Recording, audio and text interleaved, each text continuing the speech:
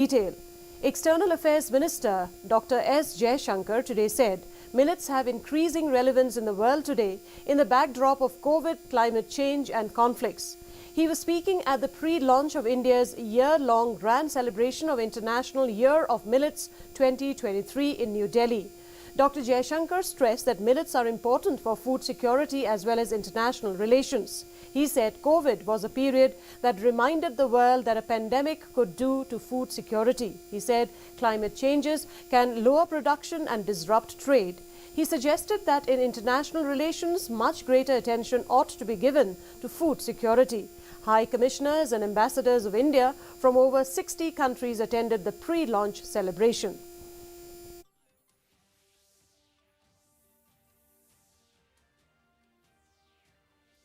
Three big challenges which we have experienced and continue to experience.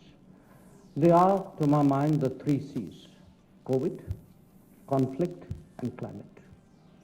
And each one of them, in some way, has actually impacted food security. We had a lockdown in 2020.